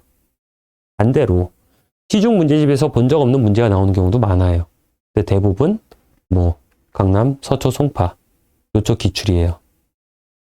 자, 그래서 그 부분까지 보면서 공부를 진행하라는 거죠. 저희가 자체 교재를 만들어 쓰는 이유이기도 하고요. 자, 이제는 조금 더 미래를 땡겨와 볼게요. 자, 이제 우리가 어떤 순서로 공부를 해야 될지, 어떤 목적으로 공부를 해야 될지 알았습니다. 그러면 이제 당장 중2 될 거잖아요. 중2 수학에 굉장히 큰 특징이 있어요. 아까 이제 이 목차는 다 보셨죠? 일부러 정리해 놨는데, 첫 번째, 이게 이제 내신과 사춘기와 다 맞물려요, 어머니. 우리 아이들이 초등학교 4학년 때 사춘기 첫 번째로 많이 온다고 하잖아요. 그게 교육적으로는 왜 그러냐면요. 학년이 올라갈수록 양이 늘잖아요. 근데 어떤 부분에서는 양을 폭발적으로 늘릴 때가 있답니다. 그게 바로 초사 때예요. 그리고 중2 때예요. 수학만 그럴까요? 아니요, 나머지도 다. 근데 더더욱 안 좋은 건 우리 아이들이 아무것도 모를 때 중1 때 내신 보는 게 나아요. 그래서 이거 그냥 이렇게 하는 건가 봐 라는 게 난데 중학교 2학년 때 자, 일단 양이 보니까 한 단원씩 더 많아요, 어머니. 근데 어려워진 내용의 단원이 많다는 거죠. 그러니까 일단 기본적으로 우리 아이들이 힘들어해요.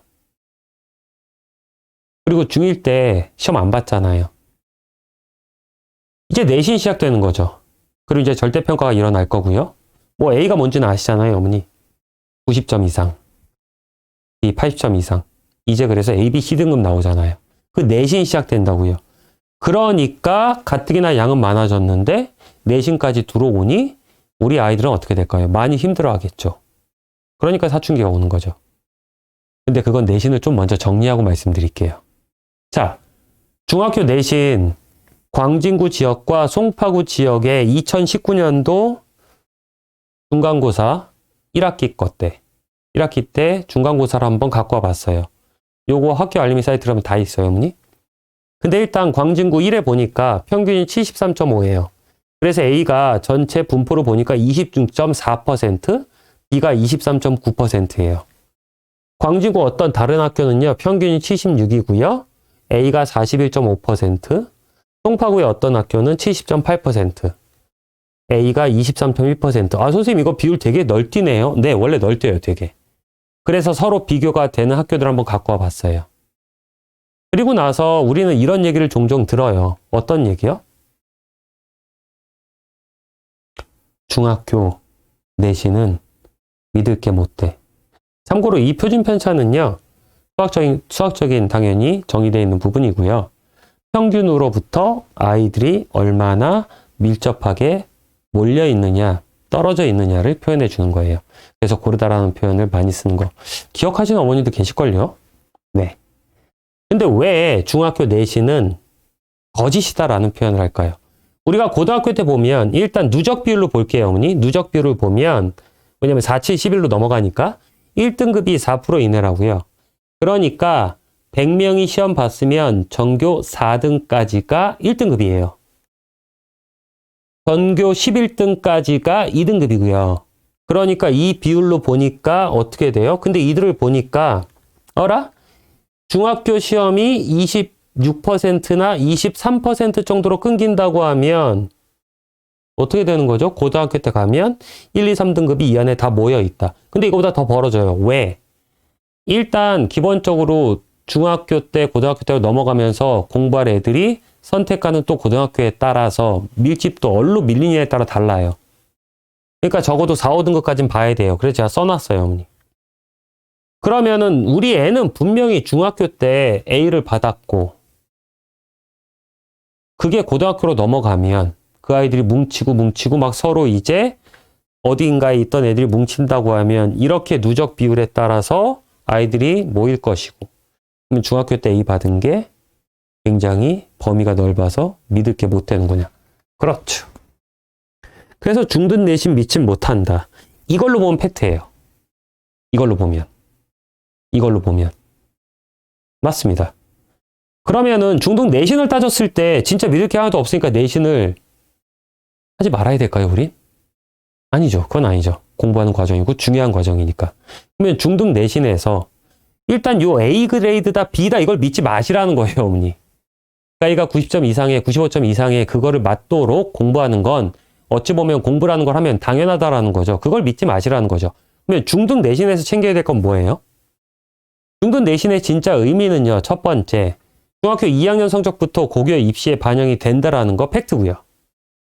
내신을 준비하면서 마지막 심화가 완성된다는 거예요. 이거 포인트. 그렇기 때문에 이런 얘기 하시면 안 돼요. 아까 제가 설명도 드렸죠. 교육과정 설명드리면서. 지역에 따라서 중2 경우의 수가 어렵게 나오는 데가 있고 어렵지 않게 나오는 데가 있어. 근데 경우의 수라는 게 고2 때 확통해도 기본이 되는 또 하는 부분인데 우리 학교는 쉽게 나오니까 내가 근거 공부 안 한다? 그러면 거짓으로 들어가서 나중에 꺼낼 카드가 없는 거예요. 그러니까 학교 내신 준비를 하면서 어떻게 나올지가 중요한 게 아니에요. 학교 내신에 안 나오니까 이걸 안 한다라고 하면 안 되는 거예요, 어머니. 그러면 지역 편차가 생기는 거죠. 그때야말로. 저희가 모든 교재를 동일하게 쓰는 게 대치동하고 다 포함해서 아이들한테 학교 시험에 안 나와도 그 심화는 완성이 돼야 되는 거예요. 그래서 마지막 심화가 이때 완성되는 거 팩트예요. 그 다음에 학교 시험 난이도와 상관없이 심화가 완성돼야 선행 학습에도 유리하다고. 이것도 팩트예요. 근데 여기서 끝나느냐? 아니요. 정말로 중요한 의미는 이게 다가 아니에요, 어머니. 내신이란 걸 준비하면서 제가 아이들한테 항상 이렇게 요구해요. 이렇게 영상을 찍은 적도 있어요. 중학교 내신이 니네가 생각하는 것처럼 그렇게 점수를 주려고 하는 내신이지 안 주려고 하는 점수가 아니다. 고등학교 때는 뺏으려고 하는 내신이다. 점수를 뺏기 위한 거다. 그럼 네가 잘 생각해봐라. 네가 공부하는 부분에서 첫 번째, 네 공부 양을 체크하는 중요한 기간이다. 그러니까 평균 99 이상을 맞을 수 있게 평가하는 모든 과목에서 은미체가 들어가도 그거 맞아도. 즉, 나만의 스케줄 관리를 이때 계속 연습해야지 고등학교 때 그게 가능해요, 어머니. 안 하다가 갑자기 고등학교 때 그게 돼요? 이거는 안 하는 게 좋아요. 야, 어차피 고등학교 가도 국영수 사과야. 국영수 사과만 열심히 해. 이거 안 돼요. 그렇게 하면 안 된다고요. 이 나만의 스케줄 관리가 5주 이상 빡빡하게 들어가야 돼요. 내신 기간 동안에. 그러고 나서 공부를 얕게 하면 안 돼요. 얕게 하면 똑같은 5주라도 시간은 절대적인 거잖아요. 그 절대적인 부분에서 양쪽으로 꽉꽉 채워내려고 하면 당연히 우리는 치열한 노력을 해야 된다고요. 그러면 이런 거 안 나오니까 쉽게 공부하는 부분에서 5주를 버틴다 안 돼요. 빡빡하게 5주를 버틸 줄 알아야 돼요. 다크서클이 턱 밑까지 내려올 수 있도록 체력도 길러야 돼요. 그게 진짜 중요한 의미예요. 그 다음에 요 평균 관리 꼭 해야 돼요. 그래서 그러면 최종적으로 우리는 무엇을 얻어야 되느냐? 약점 분석. 전 이게 제일 중요하다고 봐요. 이걸 이뤄냈다고 하면 아이마다, 과목마다, 단원마다 또는 뭔가 습득하는 과정 속에서 시간 편차가 생기죠. 모든 인간은 당연해요, 어머니. 저 같은 사람은 그냥 외우는 거 되게 못해요. 그러니까 시간 오래 걸려요. 그렇다고 하면 그런 모든 연습 자체가 여기서 일어나야 되는 거죠. 그리고 나란 아이가 난 좀 사회가 약하네. 종원이 좀 사회가 약해. 종원아, 너 스스로는 사회를 좀 해야 되겠어. 근데 네가 조금 수학은 강한 것 같아. 그러면 사회 시간에 좀 더 시간을 할애하는 스케줄표를 다음번에 써보자. 그러면서 내가 시간을 어떻게 써야 될지 결론은 내 약점을 다 없애야 되는 거죠. 부족하다고 하면 계속 바꿔가면서. 근데 이게 중요하지 않다고요? 이 의미를 따지지 마세요. 이거 의미 없고요. 이건 미래를 위한 준비를 하고 있는 겁니다, 우리가. 근데 이거 지금 당장 평가 못 일어나죠. 어차피 공부는 나하고 싸움이거든요. 그리고 저런 게 바로 선행학습의 대전제였기도 했던 이걸 견디기 위한 의지, 싫어도. 그리고 습관. 그게 완성이 되는 게 바로 중등 내신의 진짜 의미예요. 점수 믿으시면 안 돼요. 99 이상은요, 사실은 만점을 목표로 하는 거거든요. 주려고 하는 시험에서 사실은 굉장히 열심히 하면 성적이 나와요. 사실은 성적 안 나온 애들은 주려고 하는 시험에서 그 노력을 안 하고 있는 거예요, 어머니. 근데 진짜 만점으로 가는 거는 아무리 주려고 하는 시험에서도 실수라는 복병이 항상 있잖아요. 그게 그렇게 쉬운 일은 아니라고요, 어머니. 그걸 하시는 겁니다. 이제 내신이 시작된다라는 의미는. 자, 살펴보면 그래요. 중학교 2학년 때 양도 많아진대. 처음으로 내신 봐. 그러고 나서 내신의 진짜 의미는 이렇대. 하지만 얻어야 될 건 확실해졌어. 아플싸. 근데 선생님 우리 아이가 벌써부터 그래요. 이렇게 공부하기 싫어하고 방문 닫고 엄만 공부했어라고 얘기하고 아빠는 공부했어라고 얘기합니다. 엄마 아빠는 공부했는데 그건 엄마 아빠 인생이고 이러죠. 자, 올 수 있어요. 안 올 수도 있고요.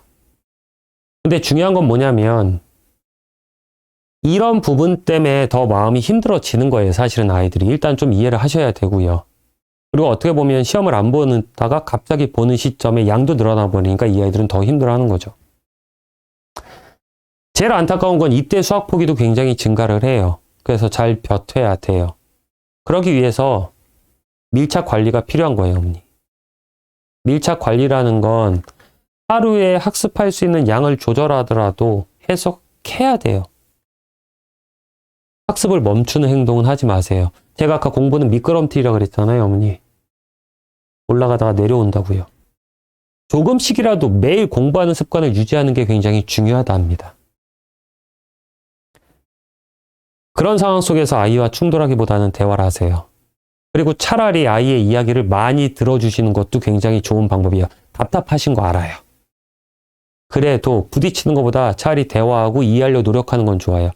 대신 아이와 대화하고 그걸 이해하려 노력할 때는 이해한 상태에서 너무 거기에 감정이입하시면 안 돼요. 그럼 어머님이 그래 힘들어? 그럼 하지 마라고 된다고요, 어머니. 그리고 나서 차라리 뭔가 발생되는 일에 대해서 보완해야 되거나 뭔가 이게 훈계가 필요하거나 또는 조금 이걸 끌어가야 되는 부분이 필요하다. 그때 차라리 학원에 얘기하시는 거예요. 거꾸로 이건 하시면 안 돼요. 우리 아이가 이런 부분 때문에 저하고 싸웠어요, 선생님. 그래서 숙제를 못했어요. 오늘은 한번 봐주세요. 때에 따라서 봐줄 수도 있고요. 그걸 봐주지 말아야 될 때도 있어요, 어머니. 선을 넘지 않게 계속 그거를 토닥거리면서 지나가기를 기다리되 절대 멈추면 안 돼요. 오죽하면 학습 멈추면 내려오는 부분 때문에 깊은 생각이 어찌됐던 이 코로나 때 온라인을 막 최대한 어떻게 빨리 하려고 되게 노력해서 바로 했잖아요, 저희가. 왜냐면 저희는 오랜 시간 동안에 교육을 하다 보니까 알아요. 아이가 공부를 하지 않는다고 하면 그걸 얼마나 빨리 까먹는지 그리고 하기 싫어지는지 멈추면 안 된다고요. 그래서 사춘기가 이런 이유 때문에 더 힘들어한다라는 것도 이해하시고요. 자, 그러면 이제 또 현실로 돌아와서 이번 예비 중2, 즉 중2가 되기 전에 우리 아이한테 필요한 부분이 있다면 어떤 부분을 해야 될까? 그걸 또 방학 동안에 잡아야 되겠죠. 제가 항상 말씀드리는 거예요. 습관을 형성해야 돼요. 왜냐면 망각은요, 지속적이고 보편적인 그냥 당연한 현상이에요. 잊어버리는 거예요, 어머니. 제가 지금 표현해 놓은 건 뭐냐면 에빙하우스 박사의 망각 곡선이란 걸 그렸어요, 제가. 이 백은요, 뭔가를 배웠을 때 내가 배운 거 단순하게 암기하고 있는 게 100% 또는 배운 게 있다고 하면 100에서 시간이 지날수록 암기했던 게 떨어진다고요. 그래서 아무것도 하지 않는다고 하면 20% 정도 기억을 하는 게 인간이라고요, 원래. 너는 그걸 왜 까먹었어? 배우는 과정 속에서 제대로 듣지 않았다고 하면 구멍인 거고요. 까먹었어. 제대로 들었는데 까먹었어라는 건 복습 타이밍을 놓쳐서 다시 한번 복습을 하라는 신호인 거고요, 어머니. 그래서 구멍과 잊어버린 것은 다르게 구별하셔야 돼요, 또. 자, 그러면 어떻게 되느냐? 이게 그에 따라서 우리는 어떤 움직임을 해야 되느냐? 그러면 너네 깁생은 그에 따라서 무엇을 하는데? 자, 시작해 볼게요. 일단 포인트를 노란색 점으로 한번 잡아볼 건데요. 여기. 다 설명을 드릴 거예요. 근데 이거 잘 보이세요, 어머니? 자, 살짝 다시 도전. 여기 100%인데 노란색 제가 살짝 내려왔잖아요. 왜 그러냐면 이미 모든 부분에서 자, 배움과 동시에 망각은 시작된다는 거예요. 배우는 도중에 망각이 계속 되고 있다고요, 어머니. 그래서 뭔가를 새롭게 배우는 과정 속에서 조금씩 계속 잊혀져요. 그랬다가 1시간이 지나면 무슨 일이 벌어지냐면요. 배웠던 부분의 44.2%를 기억한다고요. 1시간 텀은 언제냐? 학원에 갔다 와서 이제부터 가방을 놓고 뭔가 간식을 먹으며 소파에 앉아서 핸드폰을 하거나 TV를 보는 그 시간. 그리고 이제 얘기하죠. 야, 너 그래도 어머님 이렇게 얘기하시잖아요. 너 바로 오답하고 공부해야 되지 않겠어? 아, 엄마. 내가 지금까지 학원에 있다가 공부를 하고 왔는데 나보러 하라고? 좀 쉬었다 할게. 근데 왜 좀 쉬는 건 3시간일까요? 자, 1시간이 지나면 저렇게 돼요. 그렇기 때문에 1시간 이내에 뭔가 일어나야 되겠죠. 그래서 깁생은 이걸 요구하고 이걸 하라고 해요. 시스템으로 이게 정착돼 있어요. 집에 가자마자 오답을 먼저 하는 게 제일 좋은 공부예요, 어머니.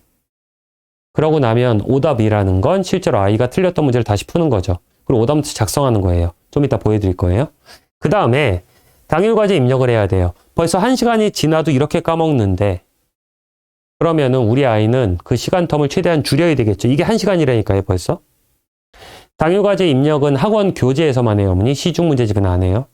학원 교재에서 그날 배웠던 거 15문제를 바로 풀어서 밤 12시 이전에 입력하는 겁니다. 이게 바로 당일 과제예요. 일단 시스템으로 이렇게 걸어놨어요. 그럼 무슨 일이 벌어지냐? 이 타이밍에서 우리 아이가 다시 숙제를 하면서 공부한다고 하면 기억을 이렇게 끌어올릴 거라고요.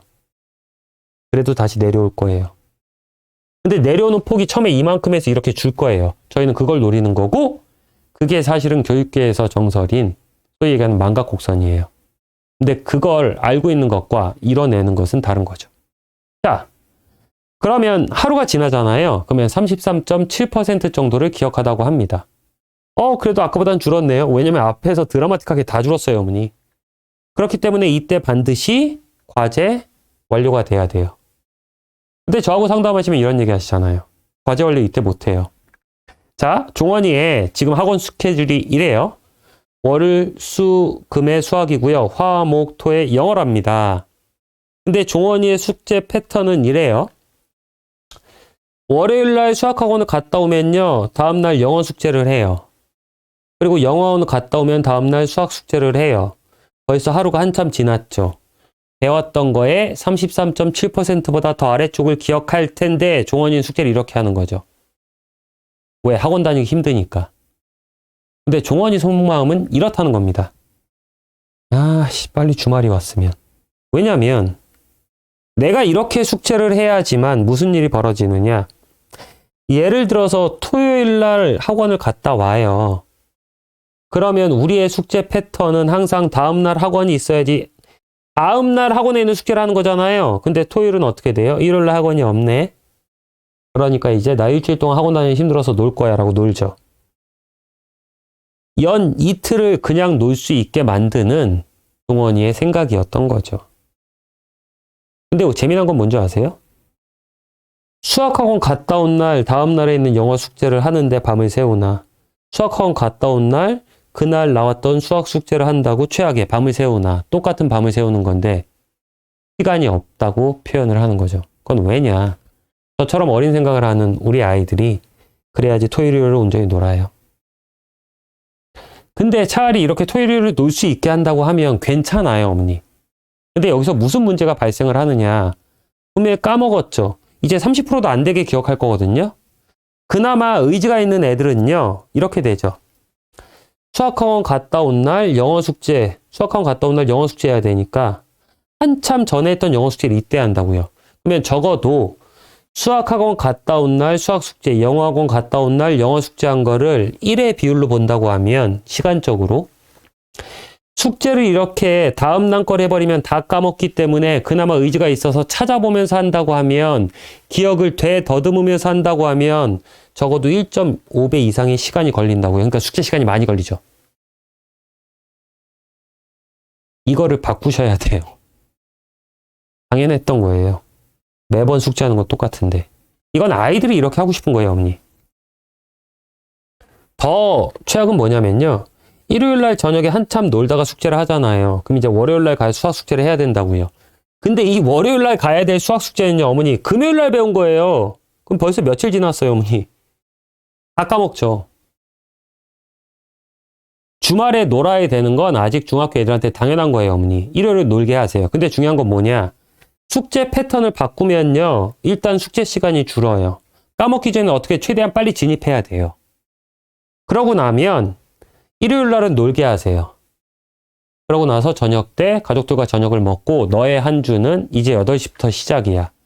그러니까 너는 일주일 동안 배웠던 영어, 수학을 이제부터 복습하면서 한 주 시작하는 거야. 라고 하시면 돼요. 만약에 이게 틀어지면요, 제가 항상 말씀드리는 건데, 토요일 날 학원에 갔다 오면요, 토요일 날 학원에 갔다 와서 모든 숙제를 다 해야지 일요일 날 놀 수 있다고 정확히 함께 하세요, 그때. 혼내지 마시고요. 그래서 틀어진 과제 패턴을 일주일에 한 번씩 잡으시면 됩니다.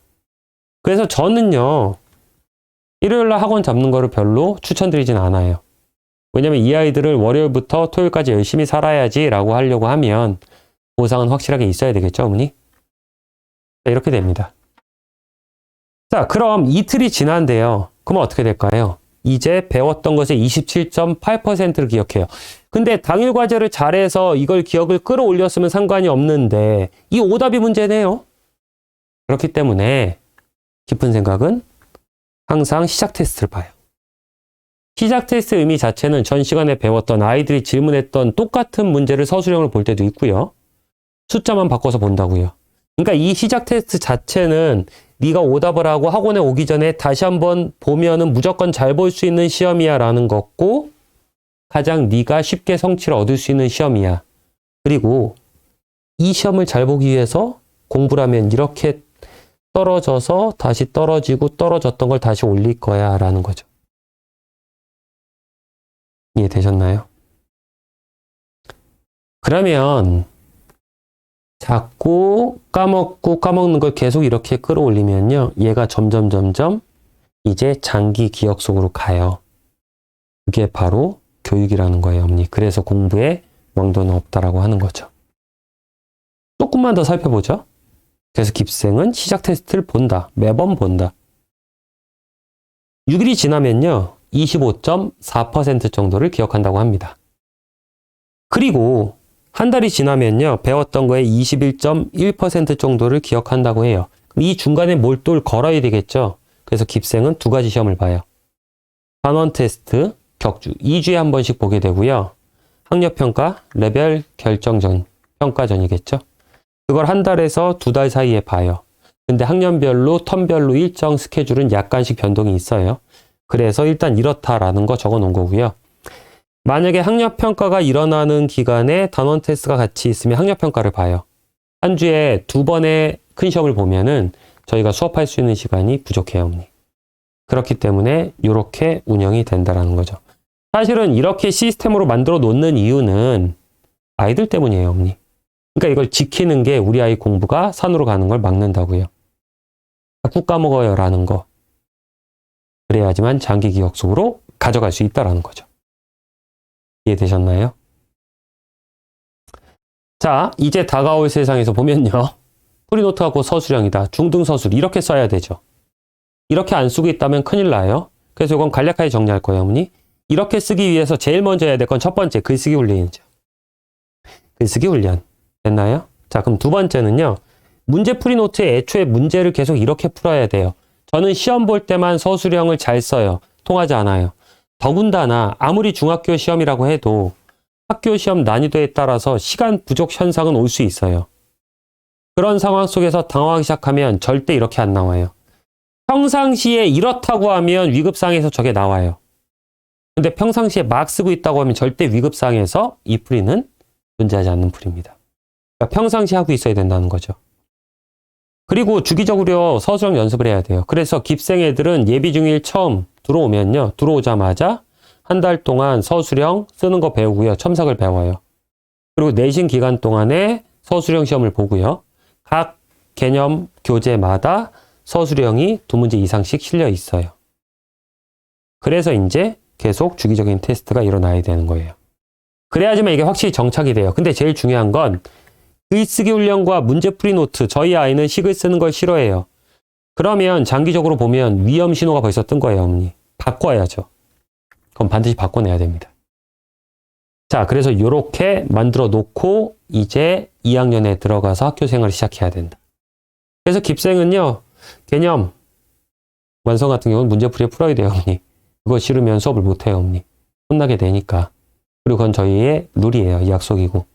사실 그런 것들 이렇게 바꿔내기 위한 학원의 노력이라는 거 기억해 주시고요.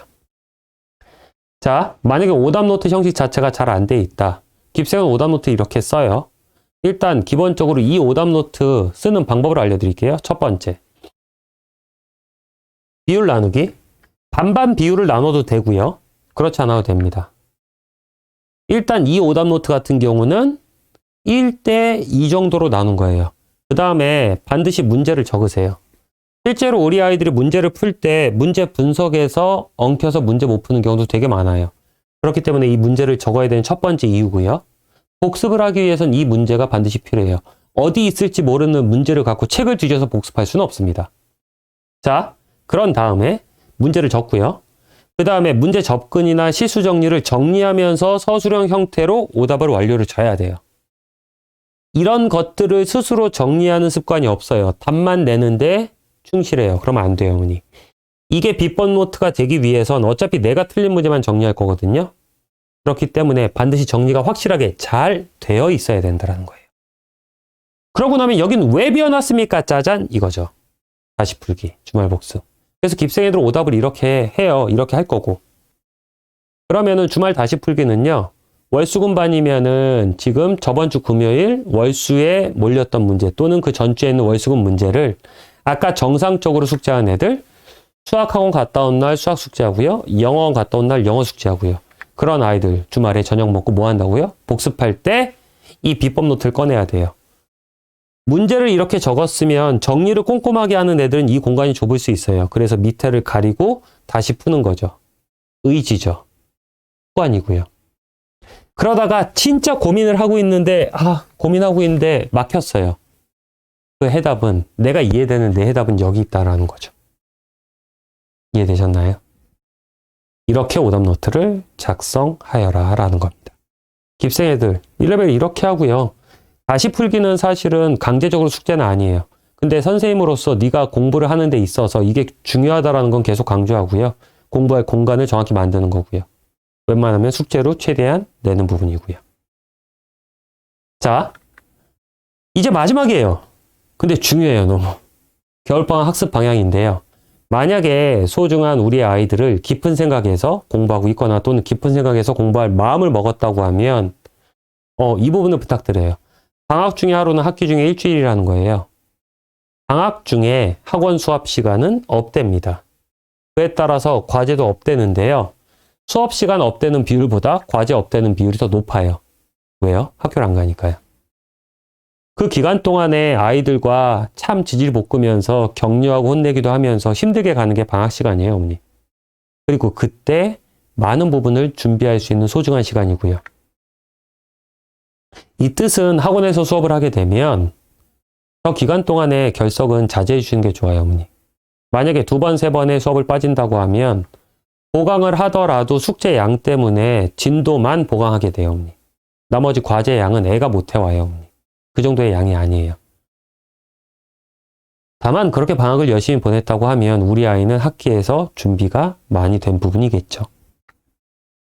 실천 가능한 계획과 목표를 세워주셨으면 좋겠어요. 자, 제가 왜 오전 10시부터 오후 10시를 적어놨냐면, 자, 너는 이제부터 대치동 애들은 따져보니까 야, 중학교 1학년 때부터 대입이 시작됐다고 하더라. 엄마가 사랑하는 너를 위해서 그래서 시간표를 진짜 열심히 짰어. 엄마 이거 짜는데 진짜 머리 아파 죽을 뻔했어.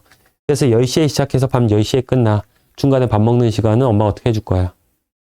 이건 너무 과해요, 어머니. 그러니까 좋은 스케줄을 짜는 거는 좋긴 한데 아까 공부하는데 까먹는 거 당연하다며요, 어머니. 그 까먹는 거를 복습하면서 다시 끌어올리면서 장기 기억 속으로 가져가야 한다며요. 과도한 계획은요, 우리 아이 스스로가 복습할 수 있는 의지조차를 꺾어요, 어머니. 그렇기 때문에 적당한 계획을 세우시되 그 계획 안에는 반드시 복습하는 시간이 있어야 되는 겁니다. 세 번째로 방학 동안에 반드시 적어도 중2 과정을 완료해야 돼요. 첫 번째 내신이 다가오니까 내신에서 심화도 완성시켜야 되니까 이제 학기 중엔 다 멈추고 내신만 할 수는 없어요. 그건 고등학교 때죠, 어머니. 중학교 때는 선행도 까먹으면 안 되잖아요. 최대한. 그렇기 때문에 적어도 중2 과정을 방학 중간에 완료를 해야 레벨별로 다르게 하겠지만 본학년과 선행의 변행 진도 자체가 가능하다라는 겁니다. 이런 모든 것들을 준비하는 게 방학이에요. 내신도 준비하고 다. 그렇기 때문에 깊은 생각은 어떻게 나갈 거냐면요. 처음 시작되면 일단 기본적으로 선행을 배웠던 부분에 있어서 고1부터 다시 복습을 시작해요. 왜? 이게 니들이 첫 번째 받아들이는 대입의 수시 첫 번째니까. 그렇기 때문에 진도를 이제 많이 나갔대도 1레벨 같은 경우는 지금 수원 기본까지 끝났거든요. 애들이 끝나가요. 그럼 그 아이들이 2학년 되게 되면 방학 동안에 고등수학 상 실력 보고 고등수학 하 실력을 본 다음에 연속 진도로 가고 내신 대비하면서 선행 진도도 함께 간다고요. 그래서 수학 1 응용이 끝나요, 어머니. 2레벨은요. 3상 실력 다시 한번 다진 다음에 고등수학 다시 들어가서 고등수학하고 내신하고 고등수학하고 내신하고 고등수학하고 수1에 아까 제가 기억나시죠? 어머니 로그 2에서 했던 말. 그 지수로그 함수까지 끝내는 게 목표예요. 당연히 내신도 해야 되고요. 3레벨도 마찬가지예요. 일단 방학 동안에 2상 이하를 다 해놓는 게 좋아요. 그리고 나서 2상 하면서 선행 나가고 다시 고등수학 상 선행 시작하면서 2하 그건 내신 때 잡아낼 거고 3하도 봐야 되고 다시 고등수학 상 계속 연속 진도로 뽑으면서 2하랑 3하를 마무리 짓는 거예요. 4레벨도 비슷한데요. 4레벨은 3레벨에 비해서 고등수학을 가기보다는 3상이나 중학교 과정을 좀 더 확실하게 3화까지 잡아놓는 거죠. 그리고 3학년 때 고등상을 더 많이 진행하게 될 거예요. 제가 항상 신경 쓰는 5레벨인데요. 5레벨은 일단 아직까지는 공부하는 방법이 몰라요. 그렇기 때문에 공부하는 방법을 알려주는 게 첫 번째고요. 그러니까 아까 열거한 부분들을 최대한 학원에서는 아이의 습관이 될 수 있게 노력하겠죠. 그 다음에 성취감이 떨어져 있어요. 내가 해도 돼? 그 의지가 부족한 이유도 거기서 조금은 찾을 수 있어요. 그렇기 때문에 차분히 내신에 관련된 부분으로 준비를 해서 이건 내신에서 일단 절대적으로 승부를 볼 수 있게 해줘야 돼요. 사실 5레벨 같은 경우는 내신에서 잘못하면 B, C 이렇게 등급 뜨거든요, 어머니. 그거를 최대한 유지할 수 있게 해줘야지만 너무 급하게 보시면 안 돼요. 공부는 마일리지가 확실하게 쌓여야지만 가능한 부분이 있어요. 그래서 공부의 왕도는 없다라는 거고 시간 투자를 많이 하면서 복습 많이 하는 게 공부의 왕도라는 것도 알아요. 그렇기 때문에 그렇게 가기 위한 단계의 준비라고 봐주시면 좋을 것 같아요. 그렇게 해야 되고요, 어머니. 자, 여기까지가 저 멀리 있던 미래를 저희 앞까지 갖고 왔어요. 그래서 깁생은 겨울방학 때 이렇게 할 거라고요, 어머니. 제가 항상 설명의 마지막에 이거를 설명을 드려요. 이걸 설명드리면서 힘들어도 이거 꼭 해야지 마음속의 다짐을 어머님들 앞에 다시 한번 하는 거예요. 그래야지 깊은 생각, 수학을 이끌다. 그게 통하겠죠. 첫 번째는 최적화된 커리큘럼이에요. 자, 깊은 생각은 중고등 수학의 연계성이 굉장히 강한 거죠. 중등만 있는 학원도 아니고 고등만 있는 학원도 아니죠. 그 뜻은 뭐냐면 중학교 때 공부했던 애들이 고등부 가서 1레벨 애들이 뭐 서울대도 가고 의대도 되게 많이 가요. 거기가 이제 다 저희가 써놓기도 하는데, 근데 실제로 그 아이들의 피드백을 가장 빠르게 받을 수 있는 거예요. 그래서 실제로 저희가 진도를 이거보다 더 많이 나간다고 했을 때 고등학교 때 어떤 도움이 됐니?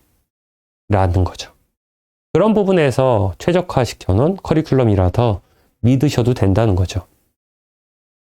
그 연계성이 강화돼 있는 부분, 중, 고등. 그렇기 때문에 저런 부분에서 사실은 매력적인 커리큘럼을 만들어서 홍보의 수단으로 쓰지는 않을 거예요, 어머니. 저희가 보여드린 커리큘럼 자체가 매 순간 힘든 커리큘럼이에요, 어머니. 저것도 굉장히 힘들어요. 난이도를 다 올려놓을 거기 때문에. 두 번째는 평가할 때 엄격하게 할 거예요. 학원 시험을 보고 평균에 놀라지 마시고요. 이미 놀랐던 분들도 괜찮아요, 어머니. 저희 시험의 목적 자체는 두 가지를 정확히 달성할 거예요. 첫 번째는 아이들을 평가하는 게 50%예요. 맞아요. 근데 그 평가는 네가 공부했던 것 부분에서 네가 질문한 부분을 나는 평가할 거야.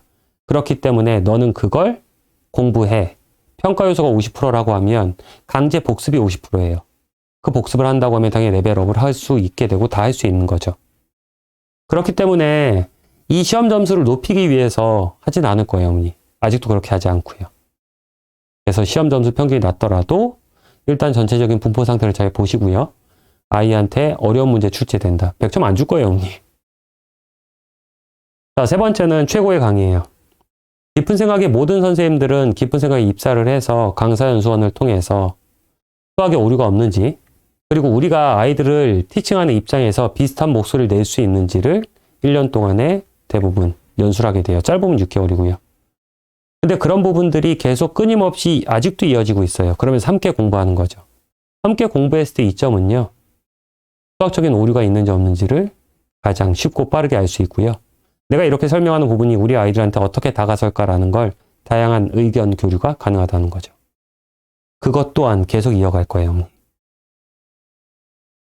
마지막은 최고의 교재예요. 아까 깁생은 대부분 이제 시중 교재를 초반에 단원을 나갈 때 초반에 쉬운 것들을 시중 교재에 쓰고요.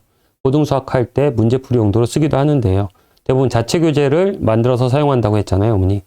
그건 저희의 구미에 맞는 부분이 없어서 그래요. 학원에서 수업을 하는 목적을 가만히 보면 실제로 저희한테 아이를 맡기셨을 때 우리 아이가 학습이라는 그 부분이 늘어났으면 좋겠잖아요. 근데 모든 부분에 인간의 한계치를 늘리는 건 계속 인간의 한계치를 여기 잡고 있다가 계속 올려야지만 그 능력이 늘어나요. 학원의 역할은 우리 아이가 80%를 할 수 있다고 하면 81%를 잡아내면서 1%를 넘어갈 수 있게 계속 도와주는 거죠. 그 교재가 필요했던 거예요. 어렵죠, 사실. 시중 문제집을 다 아우르고 실제 기출에서 벌어지는 것들, 중학교 거, 고등학교 거 그걸 다 아우르고 있으니까. 또 그에 비해서 이 교재는 매번 정확도가 좋아야 되고요. 그리고 보편적으로 일어나는 일이어야 되기 때문에 리뉴얼 하기가 굉장히 까다로워요. 그래도 계속 하고 있다는 거죠. 저희가 내신 교재도 마찬가지고요. 그 부분에 있어서도 게을리하지 않겠다는 저희의 의지입니다. 이런 부분으로 구성되고 아이들의 평가 시스템 등등 모든 것들을 다 구성을 하기 때문에 깊은 생각이 수학을 이끄는 좋은 시스템이 될 수 있도록 계속 노력할 거예요. 자, 설명의 시간이 그래도 꽤 됐죠, 어머니? 그래서 이제 제가 설명했다 알려드린 거 말고 입학 테스트에 관련해서 학원비 등등 궁금하신 부분은 깊은 생각 광진과 깊은 생각 송파 쪽으로 연락을 주시면 저희 직원들과 함께 친절히 안내를 해드릴 거예요. 우리 아이들이 지금 코로나 시대 때 학교 수업도 온라인 수업 많이 하죠. 그래서 저번에도 한번 말씀을 드렸는데 아이들 굉장히 많이 힘들어요. 어머니 허리 아파하고 목 아파하고 실제로 거북목이 많아졌대요. 그래서 우리 아이들이 그렇게 힘들게 온라인 수업을 듣는구나. 온라인 수업 들을 때 뒤에 가서 어깨도 좀 주물러 주시고요. 뭐 실시간 하는 거 아니면요, 어머니. 그렇게 하면서 우리 아이들 많이 이해해 주시고요. 오늘 확실하게 이해하셨잖아요, 어머니.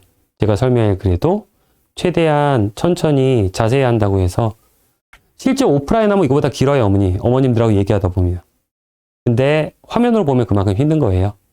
그래서 오늘 저하고 공부했던 부분 다시 한번 꼭 복습을 하시고요. 이건 채널에 올라올 거예요, 어머니. 혹시라도 까먹게 되면 또 복습을 하시고요. 반드시 야, 너 수업 듣는데 온라인 수업 듣는데 힘들겠더라. 엄마 오늘 그거 느꼈어. 그리고 앞으로 너 공부할 때 너의 색깔을 보겠어 라고 하면서 한 번쯤은 꼭 껴안아 주셨으면 좋겠어요. 저희와 공부하는 모든 아이들에 대해서 저희가 할 수 있는 수학적인 부분에 있어서는 제 자식 같은 마음으로 사랑하는 마음으로 그 공부가 망가지지 않게 저희는 정직하게 수업을 할 것도 더불어서 약속을 드릴게요.